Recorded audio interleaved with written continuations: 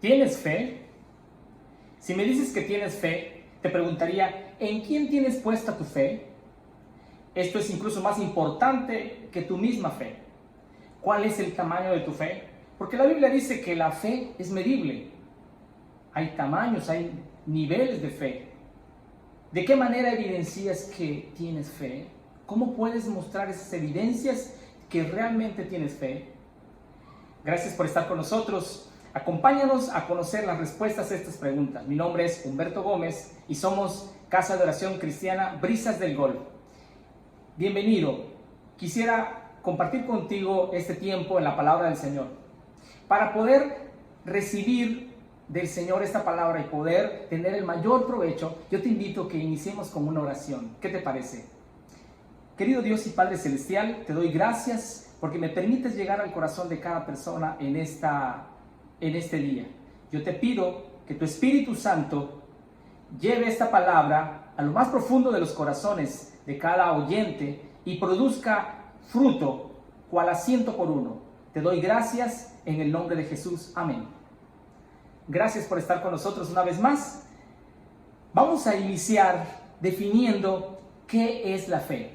Y para ello hay un versículo de la palabra del Señor que lo expresa claramente y está en Hebreos capítulo 11, versículo 1, el cual dice, voy a leer en la nueva versión, en la nueva traducción viviente, que dice, la fe es la confianza de que en verdad sucederá lo que esperamos. Es lo que nos da la certeza de las cosas que no podemos ver. Interesante, ¿verdad? La fe es la confianza. La fe es confianza, la fe es certeza. Aunque no tengas los recursos visuales, los recursos tangibles, yo creo, yo confío, y eso es la fe. Quiero ilustrarte la fe con un episodio que nos narra una historia sobre, había una casa que se estaba ardiendo. Todos se habían salvado excepto un niño, el cual estaba en la habitación de la planta alta. Las escaleras empezaron a arder y el niño no podía bajar por las escaleras. Así que el único recurso que tenía era la ventana. El papá le empezó a gritar desde la calle que utilizara la ventana como medio de escape. El niño gritaba que no podía ver nada. Él se acercó a la ventana y se paralizó en la ventana y no podía lanzarse porque el humo cubría la ventana y no podía ver a su padre. Su padre le dijo, tú no me puedes ver, pero yo sí te puedo ver. Lánzate, yo te voy a recibir aquí abajo. Él estaba con otras personas más y las demás personas también insistían que el niño se lanzara, que confiara, porque su padre estaba abajo esperándolo para recibirlo.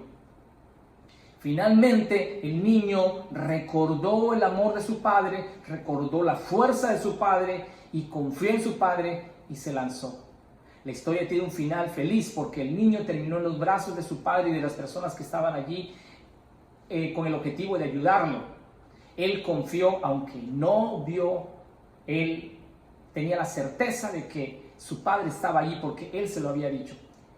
Algo parecido es la fe. De esta manera me gustaría que empezáramos ilustrando qué es la fe.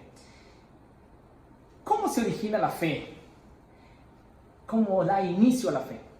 Yo te invito a que vayamos a leer en Romanos capítulo 10, versículo 17, lo cual dice, así que la fe es por el oír y el oír por la palabra de Dios. O sea que la fe se origina escuchando o leyendo la palabra de Dios. De esa manera puede germinar la semilla de la fe. Pero déjame decirte que no es todo.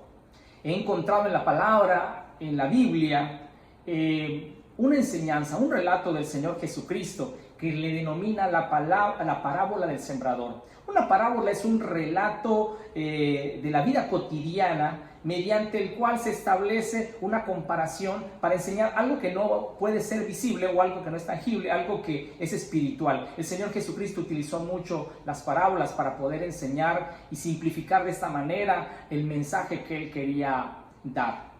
En esta parábola dice de la siguiente manera, la parábola aparece en Mateo, en Marcos y en Lucas. Voy a referirme a Lucas. Tengo datos allí que son interesantes para poder analizarlos y podamos aprender acerca de la fe. Dice en Lucas capítulo 8, versículos del 5 al 8. Un agricultor salió a sembrar. A medida que esparcía las semillas por el campo, algunas semillas cayeron sobre el camino, donde las pisotearon y los pájaros se las comieron. Otras cayeron entre las rocas. Comenzaron a crecer, pero la planta pronto se marchitó y murió por falta de humedad. Otras semillas cayeron entre espinos, los cuales crecieron junto con ellas y ahogaron los brotes. Pero otras semillas cayeron en tierra fértil. Estas semillas crecieron y produjeron una cosecha que fue 100 veces más numerosa de lo que se había sembrado. Después de haber dicho esto, exclamó: el que tenga oídos para oír, escuche y entienda. Vemos que hay 4 tipos de terreno donde cae la semilla. Si hacemos un recuento, dice que cayó en el camino, junto al camino, cayó en terreno pedregoso, cayó entre espinos y cayó en tierra fértil, tierra buena.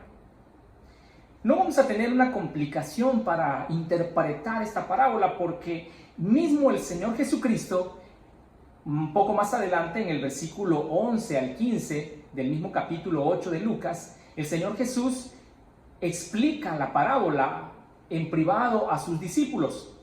El Señor lo explica de la siguiente manera en Lucas capítulo 8, versículos del 11 al 15. Voy a leérselos. Este es el significado de la parábola. La semilla es la palabra de Dios. Los que están junto al camino son los que la oyen, pero luego viene el diablo y les quita la palabra del corazón, no sea que crean y se salven. Los que están sobre las piedras son los que reciben la palabra con alegría cuando la oyen, pero no tienen raíz. Estos creen por algún tiempo, pero se apartan cuando llega la prueba. La parte que cayó entre espinos son los que la oyen, pero con el correr del tiempo los ahogan las preocupaciones, las riquezas y los placeres de esta vida y no maduran. Pero la parte que cayó en buena tierra, en buen terreno, son los que oyen la palabra con corazón noble y bueno y la retienen, y como perseveran producen una buena cosecha. Vamos a dejar unos segundos el pasaje en la pantalla. Ayúdenme por favor a encontrar una palabra común en cada tipo de terreno. Es una acción que en cada caso se lleva a cabo. ¿Ya la encontraron? Efectivamente, es la palabra oyen. Se dan cuenta que en los 4 tipos de terreno, la palabra es oída. Como podemos ver, la primera parte del proceso que origina la fe en nosotros se está llevando a cabo en todos los tipos de terreno. Pero vemos que el resultado no es el deseado en todos los casos. ¿Cuál es la diferencia? Porque todos oyen la palabra y nosotros decíamos que la fe viene por el oír y el oír por la palabra de Dios. Todos están escuchando. La semilla es la misma semilla, es una buena semilla que puede producir fruto. Una semilla puede producir 100 frutos. Así que, ¿cuál es la diferencia? Vamos a ver. Siguiendo la explicación del Señor Jesús, Él nos aclara que el terreno es el corazón y que la semilla es la palabra de Dios. La pregunta sería, ¿cuál de los tipos de terreno es nuestro corazón? Vamos a ver cada uno de ellos en este momento, vamos a examinarlos y vamos a profundizar en el tema sobre cómo la fe se desarrolla en cada uno de los tipos de terreno. En primer lugar, el Señor habla de un camino, la semilla que cayó en el camino o junto al camino. ¿Cómo es ese corazón que es semejante a un camino? Vamos a pensar un poquito, los que tal vez vivimos, caminamos en el campo. Ustedes recuerdan que junto a los sembradillos hay caminos de terracería o caminos de tierra. Esos caminos se han formado por el paso del tiempo y han sido pisoteados una y otra vez por los transeúntes y por animales, por todo lo que pasa por ese camino. Ha generado una zona limpia, pero apisonada. Es tierra, sí, es tierra. Es un material que podría en un momento dado, con ciertas condiciones, poder germinar una semilla, pero está tan duro que la semilla no puede penetrar. Yo puedo pensar que son personas que han tenido situaciones difíciles, han sido endurecidos por la misma vida, por las situaciones de la vida. A menudo endurecen su corazón a la palabra de Dios, muchas veces porque ven a través de sus heridas a un Dios distante a su dolor, un Dios distante a sus necesidades, un Dios que está distante a sus problemas. Tal vez hayan tenido una pérdida de un familiar, una pérdida económica, material muy fuerte y los dejó en bancarrota. O simple y sencillamente no han logrado los propósitos que tenían, tanto con sus hijos como en su área de trabajo, y eso ha endurecido sus corazones.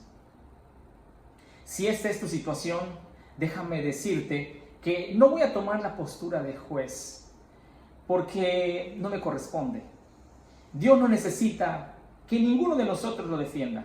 Él es Dios ahora y siempre. Su poder es infinito y no depende del hecho de que yo crea o no crea.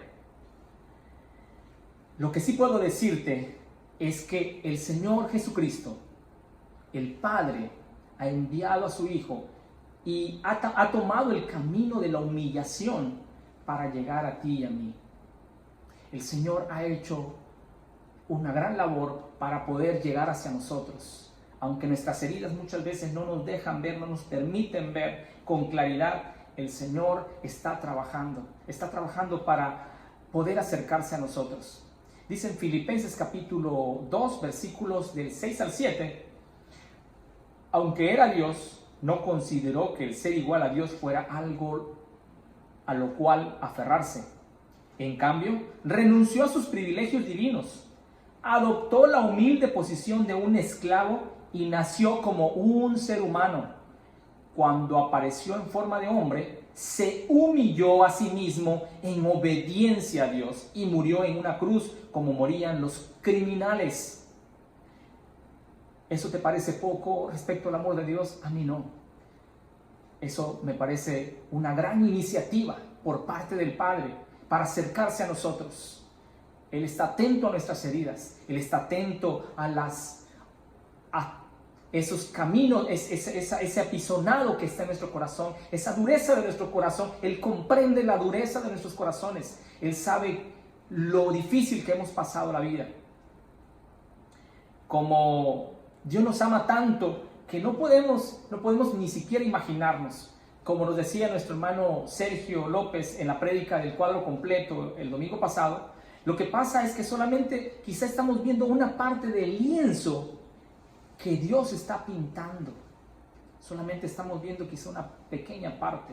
La Biblia dice que los pensamientos del Señor no son nuestros pensamientos. Sus caminos son más altos que los nuestros.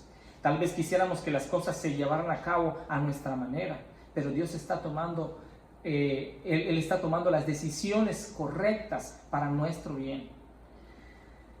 Yo te invito que dejes fluir el río de Dios, el río de su Espíritu Santo, para que fluya en tu corazón, para que suavice ese corazón, para que suavice esa tierra apisonada, para que sane tus heridas y haga de ti un terreno fértil, de tu corazón un terreno fértil. Dice en Salmo capítulo 107, versos 35, que Él vuelve, o sea, Dios vuelve el desierto en estanque de agua y la tierra seca en manantiales. Deja que el Señor actúe en tu corazón por medio de su Espíritu Santo y convierta en tu corazón un manantial, un lugar donde pueda sembrarse esa semilla y germinar la semilla de la fe. Otra de las cosas que nos dice ese mismo terreno, el Señor nos narra en ese terreno, es que al no germinar, al no penetrar la semilla en la tierra, dice que el diablo quita la palabra del corazón, no sea que crean y se salven. Mira qué interesante, esa semilla se queda ahí, es apisonada, es pisada, es hollada, dice en otras versiones de la Biblia. Pero también dice que las aves vienen y arrebatan esa palabra. En Mateo dice la Biblia que son las personas que no entienden la palabra, o sea, que la escuchan pero no la entienden. Créeme, Satanás dice la Biblia que vino para matar, robar y destruir. Esa es la labor del enemigo. Pero la labor de Jesucristo vino para que tengamos vida y vida abundante. Él va a procurar que esa semilla no penetre en tu corazón para que no seas salvo. Aquí en este contexto, la palabra creer, porque dice que Satanás quita la palabra del corazón para que no crean y se salven. La connotación de la palabra creer es fe. Hablábamos al inicio que la definición de fe es creer. Así que la Biblia dice en Efesios capítulo 2, versículo 8, que por gracia somos salvos por medio de la fe. Satanás no quiere que haya fe en ti, fe en Jesucristo. Él no quiere que haya fe en ti porque Él sabe que tú serás salvo. Tú me podrás decir, ¿salvo de qué? En San Juan capítulo 5, versículo 24, la palabra del Señor dice, de cierto os digo, el que oye mi palabra y cree al que me envió, tiene vida eterna y no vendrá a condenación, mas ha pasado de muerte a vida. Salvo de la condenación del pecado. Porque está establecido para los hombres que después de la muerte comparezcamos ante el juicio de Dios, dice en Hebreos capítulo 9, versículo 27. Hagamos un análisis y démonos cuenta que todo lo que hacemos en la vida, todo lo que hacemos, lo que trabajamos, estudiamos y procuramos en la vida, es como para añadirle un poco más de tiempo a nuestros días, un poco más de comodidad. Pero aún con todo nuestro esfuerzo, yo le voy a decir algo, no hay nada seguro. Solamente en Cristo Jesús tenemos segura la vida eterna. La vida aquí en esta tierra es efímera. Dice la Biblia que es como la hierba del campo, que por la mañana florece y por la tarde se marchita y muere. A mí me encanta, acá en la entrada de la casa tenemos nosotros una mata, un macetero con una planta, acá le dicen papo, y en esta hermosa flor color amarilla, en la mañanita abre muy hermosa, pero si tú no la aprovechas a disfrutar esa flor en la tarde, ya está cerrada y al siguiente día se cae. Entonces así es nuestra vida. Yo veo que de esa manera efímera es nuestra vida. No pensemos que tengamos la eternidad aquí en esta tierra. No, en cualquier momento podemos partir. La pregunta es, ¿dónde vas a pasar la eternidad? Quiero continuar con el siguiente terreno. Y dice que es el terreno pedregoso, la semilla que cayó en terreno pedregoso. El terreno pedregoso tiene una composición natural, no es como el camino, el terreno que se ha convertido en camino, que ha sido apisonado, endurecido por las circunstancias de la vida, sino que es el corazón pedregoso. Te podrás dar cuenta que tú tienes un corazón pedregoso, tenemos un corazón pedregoso, porque a pesar de creer en Jesús, porque ese terreno, si te das cuenta, dice que la semilla sí logra nacer. La semilla nace, pero está tan lleno de rocas, tan lleno de piedras el terreno, que le queda muy poco espacio para la tierra. Y en ese poco espacio de tierra, la semilla logra penetrar sus raíces, pero no están tan profundas. Y entonces dice la enseñanza de Jesús que cuando sale el sol, rápidamente se quema porque no tiene mucha profundidad. Y podemos darnos cuenta que tal vez somos un corazón pedregoso, porque hemos creído en Jesús y nos gozamos, tenemos como una emoción, algo almático, algo que solamente es superficial, pero eso se va a ver si realmente es una fe verdadera cuando llega la tentación o la prueba. Te sientes sacudido por la falta de firmeza en tus raíces, tienes una vida tan llena de pasatiempos y actividades que no te dan ningún provecho. Y no te queda tiempo para intimar con Dios, para conocer más del Señor, meternos en su palabra, leer, orar, pasar tiempo con Dios. No nos queda tiempo. Nuestra vida está tan llena de tantas actividades sin provecho, y lo más triste es que son actividades sin provecho, que no permiten que las raíces de esa semilla penetren y puedan crecer. La palabra del Señor dice que no nos engañemos a nosotros mismos. En Gálatas capítulo 6, verso 8 dice: los que viven solo para satisfacer los deseos de su propia naturaleza pecaminosa cosecharán de esta naturaleza destrucción y muerte. Pero los que viven para agradar el Espíritu, del Espíritu cosecharán vida eterna. ¿Qué decides hacer? ¿Tienes el corazón lleno de piedras y no le estás permitiendo que la palabra de Dios penetre? Va a llegar la tentación, va a llegar la prueba y no vas a resistir. Si te identificas dentro de este grupo, pídele al Señor que cambie tu corazón. No se trata de nuestro esfuerzo. Hay piedras y rocas que están incrustadas ahí desde hace mucho tiempo ya. Y es muy difícil que por nuestra propia fuerza podamos retirarlas. No dejemos pasar el tiempo, dejemos que el Señor labre nuestro corazón. El Señor dice en Isaías capítulo 1, versículo 18, venid luego y estemos a cuenta. Date cuenta que el Señor, Él toma la iniciativa de reconciliarnos, de querer sanar tu corazón. El siguiente terreno que vamos a analizar es el terreno entre espinos. Lo más peligroso de este terreno, déjame decirte, que es que crea una confianza de satisfacción y de una vida cristiana genuina. Como podrás ver, hay suficiente tierra para que germine la semilla. En este terreno la semilla nace, la semilla crece un poco. El problema es que allí mismo, en ese mismo terreno, hay otra semilla también que nació, y es una semilla de espinos. Esta semilla creció más rápido, crece más rápido. La mala hierba crece más rápido que la buena semilla.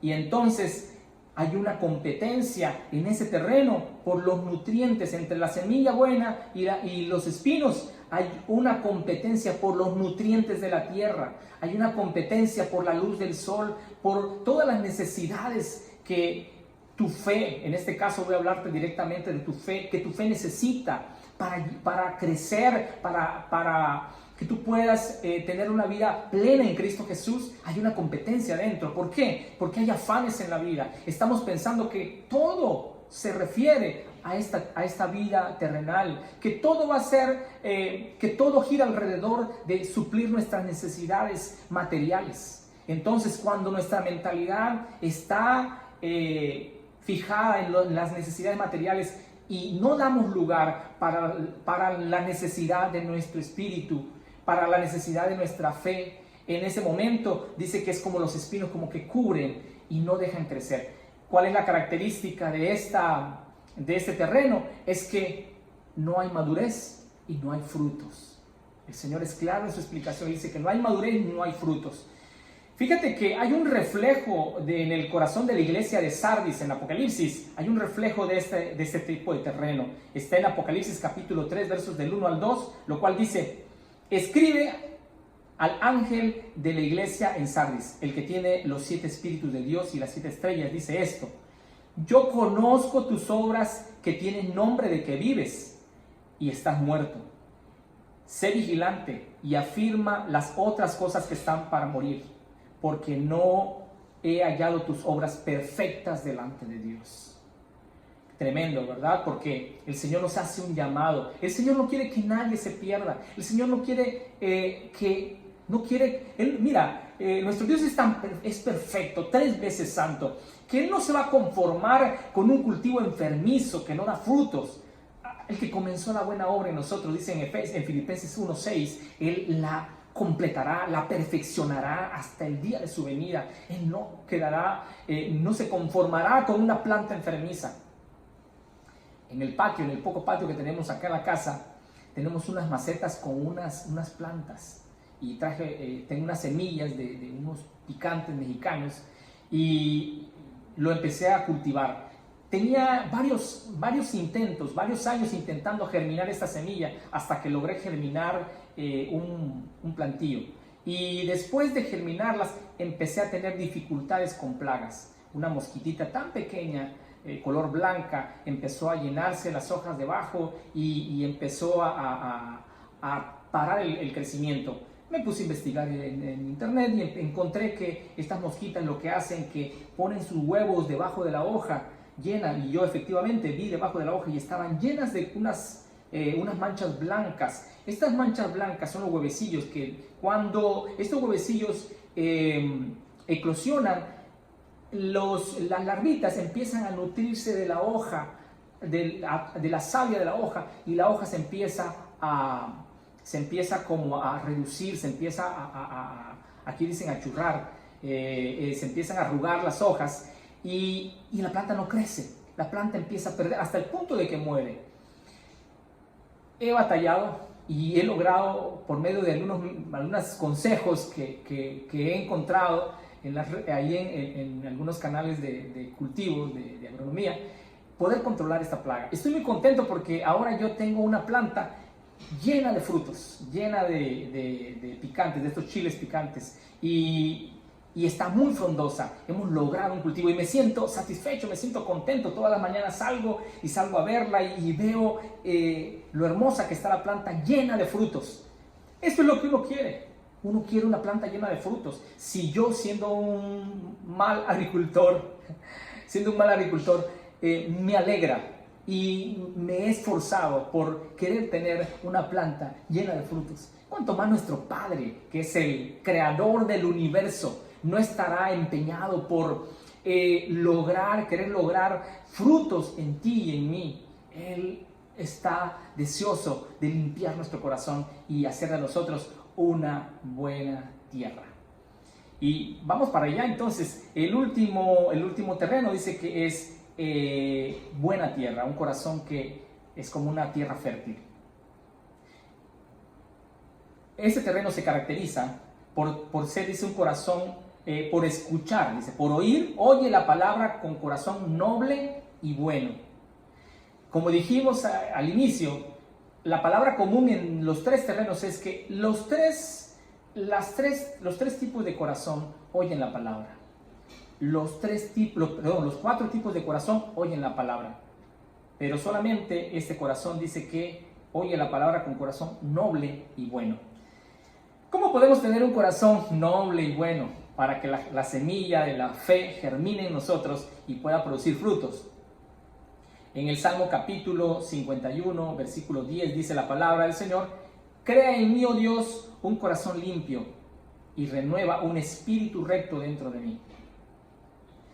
En 2 Corintios 5, 17, un versículo muy conocido, dice la palabra: por lo tanto, si alguno está en Cristo, es una nueva creación. Lo viejo ha pasado, ha llegado lo nuevo.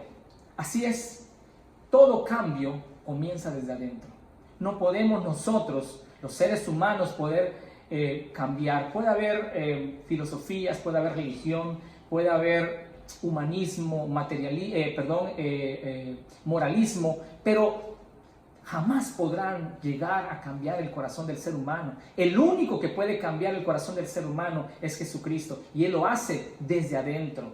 Él quiere entrar a nosotros. Él dice la Biblia que Él está a la puerta y llama, y si alguno escucha su voz, que abra la puerta y él entrará a Él. Dice la palabra en Apocalipsis capítulo 3, versículo 20. No se trata solamente de tener fe, sino de poner la fe en el autor de la fe. Mucha gente que dice: yo tengo fe. ¿Pero fe en qué? La fe por sí sola es simple psicología humana. La fe que tienes que tener es la fe en Jesucristo. Él es el único, Él es el autor y consumador de la fe, dice la palabra en Hebreos 12:2. Hasta aquí hemos visto 3 grados de compromiso leyendo un libro de Paul Little, en su libro Cómo compartir la fe. Me gustó mucho y lo logro empatar con lo que hemos visto en este pasaje de la palabra del Señor. Él habla de 3 niveles de compromiso de fe. Dice, él habla de la fe, fe por adoctrinamiento, fe de conformidad y la fe con compromiso. Él dice que la fe por adoctrinamiento son aquellas personas que conocen toda la liturgia, saben San Juan 3:16 de memoria, pero no han hecho una decisión por Cristo. Y él pone un ejemplo, muchas veces como nuestros hijos que crecen en un hogar cristiano y aprenden versículos de memoria, se saben pasajes de la Biblia, incluso saben los pasos para poder adquirir la salvación, pero no se han comprometido, no han tomado la decisión por Cristo. Y entonces él dice que ellos tienen fe por adoctrinamiento. Hasta ahí nada más, simplemente saben, pero no ha penetrado esta palabra y ha producido en ellos fe que produzca frutos. El otro tipo de fe que nos habla Paul Little, hablando un poquito de Paul Little fue un evangelista, fue un predicador muy destacado que trabajó con universidades en los grupos estudiantiles en las universidades en Estados Unidos y logró llevar el mensaje de salvación a muchos estudiantes, a muchos jóvenes. Por eso él se relacionaba mucho con temas juveniles. Y él hablaba también de la fe de conformidad, y él veía mucho esta fe en las universidades. ¿Cuál es la fe de conformidad? La fe de conformidad dice que es un tipo de fe que se adquiere al estar rodeado por un grupo de cristianos. No sé, tal vez tengamos un vecino, un papá, una mamá que buscan del Señor, y ellos, con la fe que ellos buscan al Señor, hay una especie como de ósmosis que nos penetra y entonces somos influenciados y tenemos buenas liturgias, tenemos hábitos espirituales, no fallamos a los cultos, hacemos toda la liturgia,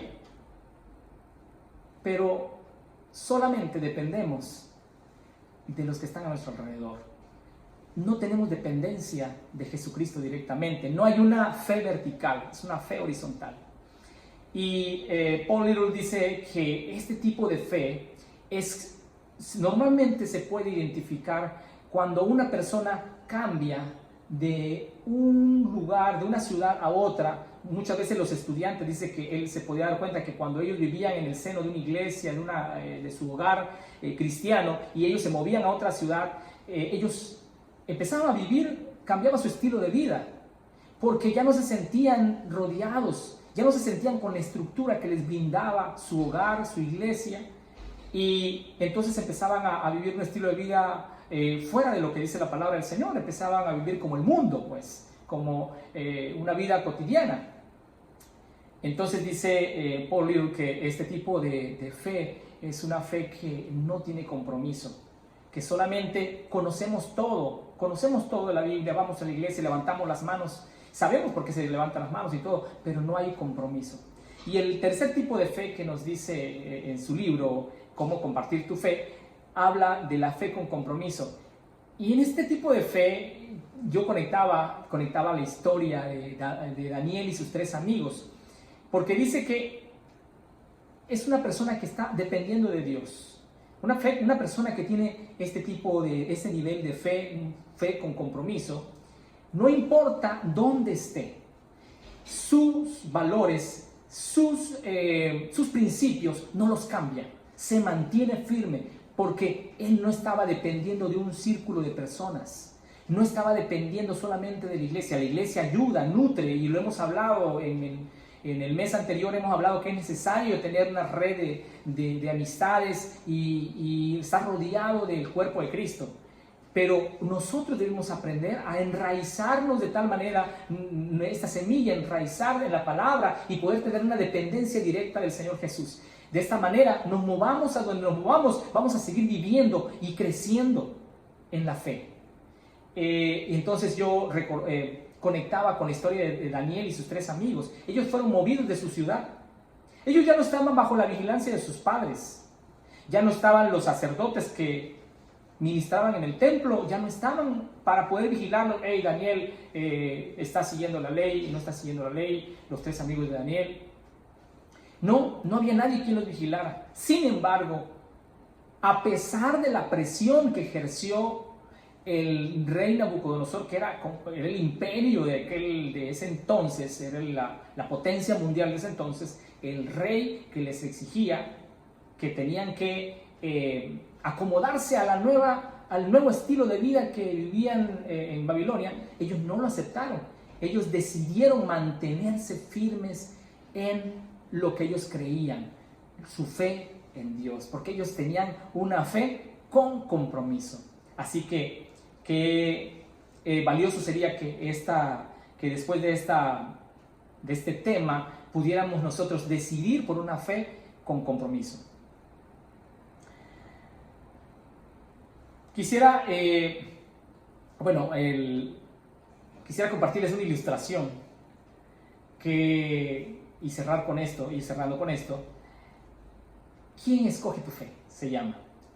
Dice que en 1555 se firmó el Tratado de Paz de Augsburgo entre los protestantes y los católicos. Una guerra que por más de 30 años había permanecido. Ahora habían llegado a un acuerdo, pero solamente los príncipes de Alemania eran los que podían decidir por su fe. Entonces, el príncipe que decidiera una fe, ya sea católica o protestante, todos sus súbditos tenían que seguir esa misma fe. La aplicación que quería decirles en este día es: en algún momento de nuestra vida debemos decidir, y sobre todo hablo con los jóvenes también, los jóvenes que todavía no han hecho su decisión por Cristo Jesús, que viven en un hogar cristiano y están bajo la influencia del cristianismo, pero en algún momento de nuestra vida debemos de decidir en qué creemos y a quién servimos. ¿En qué nos vamos a basar para tan trascendente elección? ¿Has escogido tu fe o alguien ha decidido por ti? La fe no es un fenómeno nacional ni un fenómeno del hogar, es una decisión individual. No todos los israelitas son israelitas, diría Pablo. Que un pueblo siga una fe determinada no significa que habrá salvación para toda su gente. Que tu papá y tu mamá hayan decidido por Cristo no quiere decir que tú vas a ser salvo por la fe de tus padres. Eso influye, claro que sí, ayuda muchísimo tener un hogar cristiano y darle gracias a Dios que has crecido en un hogar cristiano. Pero tienes que tomar, en algún momento dado, tienes que tomar tu decisión por Cristo Jesús. Así es.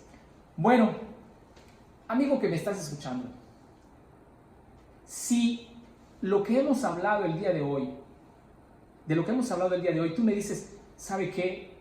Yo soy uno de esos tipos de terreno que la semilla de la fe no ha germinado. Yo te invito a tomar una decisión por Cristo Jesús. La única manera de poder cambiar nuestros corazones es entregarlos a Jesucristo, que Él viva. Para poder tomar ese paso de nacer de nuevo, como decía el pasaje que leímos, yo te invito a tomar esa decisión. Esta decisión consta de estos pasos. Primeramente, reconocer que por tu propia fuerza, por tu propia capacidad, no lo vas a poder lograr, porque todos somos pecadores, dice en Romanos 3:23, no hay ni siquiera uno que haya podido lograrlo, solamente el Señor Jesucristo, y por eso Él puede ser mediador entre Dios y los hombres. Número 2, reconocer que el pecado nos separa de Dios, y estar separado de Dios, lo único que vamos a tener es el castigo eterno, la muerte eterna. Romanos 6:23 dice, porque la paga del pecado es muerte. Pero hay algo muy interesante, que la dádiva de Dios, o sea, el regalo de Dios es vida eterna en Cristo Jesús. El tercer paso que tienes que hacer es arrepentirte de tus pecados y aceptar el perdón que otorga nuestro Señor Jesucristo por su sacrificio. En Efesios capítulo 1, versículo 7 dice, en Jesús, en quien tenemos redención por su sangre, el perdón de pecados según las riquezas de su gracia.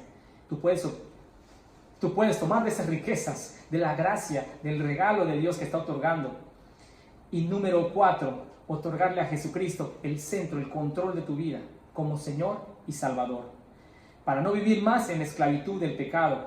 Así es, podemos vencer el pecado, podemos vivir una vida en santidad, eso no se logra por nuestra propia fuerza, es porque Cristo trae su santidad. Cuando Él viene a morar en nosotros, Él trae su santidad y su perfección en nosotros, que vence toda tiniebla en nosotros. La Biblia dice en Efesios 3:17, para que habite Cristo por la fe en vuestros corazones, a fin de que arraigados y cimentados en amor podamos ir creciendo. En Romanos 8:10 dice la palabra, pero si Cristo está en vosotros, el cuerpo en verdad está muerto a causa del pecado, mas el espíritu vive a causa de la justicia. Yo te invito a que vivamos a causa de la justicia. Yo te invito a que seas ese terreno fértil que dé fruto a 30, 70 y 100 por uno. Si decides esto, ahí donde estás, tú puedes hacer una oración y tomar esta decisión por Jesucristo y nacer de nuevo. Si lo aceptas, cierra tus ojos donde estás y acompáñame con esta oración. Querido Dios y Padre Celestial, en este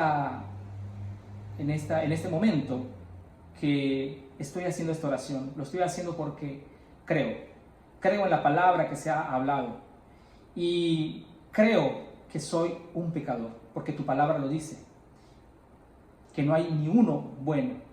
Yo creo que el pecado me separa de ti. Yo creo que el pecado me causa la muerte eterna, pero también me arrepiento de esos pecados. Te pido perdón y te pido que el sacrificio de tu Hijo Jesucristo limpie mis pecados, me quite esos pecados de mí. Otórgame, Padre, la salvación. Señor Jesús, ven a morar a mi vida. Toma el control de mi corazón. Sé tú el Señor y mi Salvador. Que tu Espíritu Santo le dé vida a mi espíritu, Señor. No quiero ser esclavo más del pecado, quiero ser libre. En el nombre de Jesús. Amén. Si has hecho esta oración, yo te digo, hay fiesta en el cielo, porque tú has nacido de nuevo. El Señor te recibirá con los brazos abiertos en la eternidad. Y también te invitamos a que nos contactes si has hecho esta oración para poder continuar recibiendo información, continuar recibiendo ayuda para poder crecer, hacer crecer esa semilla que ahora se va a sembrar en buena tierra. Me despido ya y voy a despedirme con una bendición. Esta bendición está escrita en Números capítulo 6, versículos del 24 al 26, que dice de la siguiente manera. Si gusta levantar tu mano en señal de recibir, como una actitud de recibir esta bendición, puedes hacerlo. Dice de la siguiente manera, Jehová te bendiga y te guarde. Jehová haga resplandecer su rostro sobre ti y tenga de ti misericordia. Jehová alce sobre ti su rostro y ponga en ti paz. Dios te bendiga. Ha sido un placer poder compartir la palabra del Señor contigo. Queremos conocerte y orar por ti. Mantente conectado a nuestra iglesia online a través de nuestras redes sociales en Instagram, Facebook y YouTube. Contáctanos también al teléfono 6676-3556. Puedes depositar tus diezmos y ofrendas a la cuenta que aparece en pantalla. Te invitamos a llenar con tus datos el formulario que se encuentra en la descripción de este video y encontraremos el grupo pequeño ideal para ti. También puedes compartirnos tus peticiones de oración. Sé parte de esta gran familia. Dale clic al video del link para saber cómo llevar una vida con Jesús. Visita nuestro canal para más contenido de prédicas cristianas y mensajes. Dios te bendiga y nos vemos en la próxima.